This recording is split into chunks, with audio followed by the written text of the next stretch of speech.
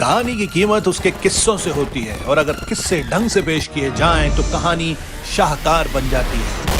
शोले भी सिर्फ एक कहानी नहीं थी, ये किस्सों से भरा एक सफर थी। इस सफर पर जो दो लोग सबसे पहले निकले वो एक बाप बेटे थे। पापा जीपी सिप्पी कामयाब प्रोड्यूसर बन गए थे तो रमेश सिप्पी भी कामयाब डायरेक्टर की लिस्ट में अपना नाम दर्ज करा चुके थे।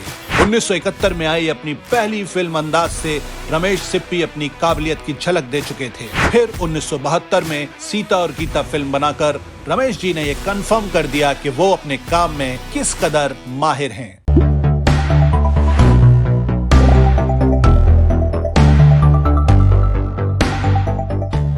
अब पिता पुत्र की ये जोड़ी कुछ बड़ा करने जा रही थी। सबसे पहले उन्होंने सलीम खान और जावेद अख्तर जैसे दो न्यू कमर्स को राइटिंग की कमान दी। दरअसल सलीम जावेद अपनी एक फिल्म की कहानी की महज 4 लाइन लेकर रमेश सिप्पी से मिले थे, जिसमें एक रिटायर आर्मी मैन की फैमिली को मार दिया जाता है। उसके बाद वो आर्मी मैन अपने 2 जूनियर ऑफिसर्स को अपने साथ मिलाता है, जिनका उनकी हरकतों की वजह से कोर्ट मार्शल कर दिया गया था। फिर सब मिलकर बदला लेने निकलते हैं। आइडिया पिता पुत्र यानी सिप्पीज को पसंद आया।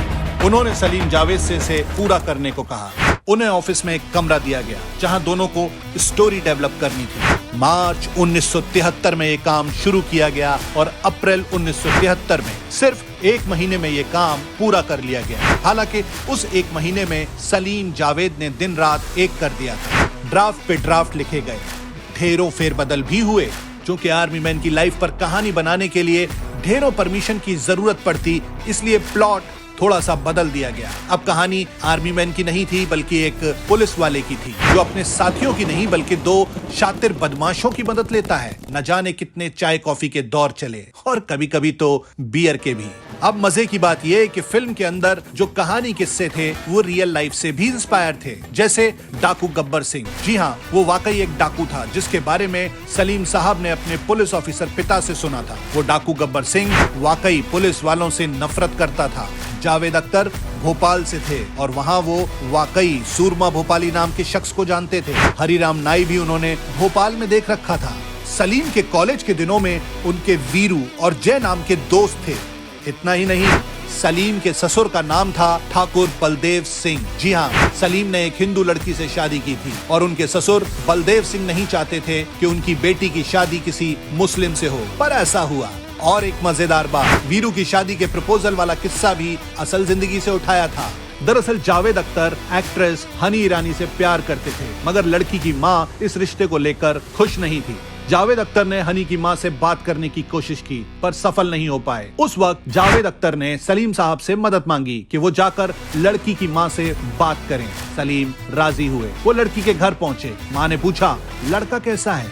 सलीम साहब ने जवाब दिया, हम दोनों पार्टनर्स हैं, मैं किसी ऐसे वैसे को अपना पार्टनर क्यों बनाऊंगा? लड़का टैलेंटेड है लेकिन दारू बहुत पीता है। माँ चौंक गई। उन्होंने पूछा, क्या दारू बहुत पीता है?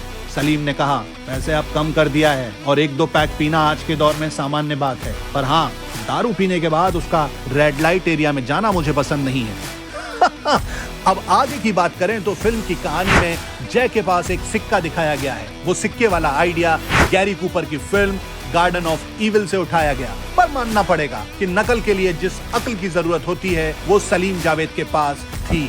फिल्म की कास्टिंग भी बेहद सोच समझकर की गई। छोटे से छोटे किरदार को भी काफी डिस्कशन के बाद फाइनल किया गया। छोटी से छोटी बात पर काफी रिसर्च और मेहनत की गई। फिल्म में फाइनल होने के बाद असरानी साहब ने कहा था, इतने छोटे से रोल के लिए इतनी डिटेलिंग, ये लोग तो कमाल कर रहे हैं। असरानी ने भी अपने किरदार में जिस का इस्तेमाल किया वो जैक लेमन की फिल्म द ग्रेट रेस से उठाया गया था। अभिनेता जगदीप भोपाल से नहीं थे, पर जावेद अख्तर की मदद से उन्होंने सूरमा भोपाली का किरदार डिजाइन किया। प्रोड्यूसर जीपी सिप्पी अपनी फिल्म के डाकू को धोती कुर्ते में नहीं दिखाना चाहते थे। वो नहीं चाहते थे कि विलन को लंबा सा काला टीका दिया जाए। वो एक मॉडर्न दौर की फिल्म बनाने जा रहे थे।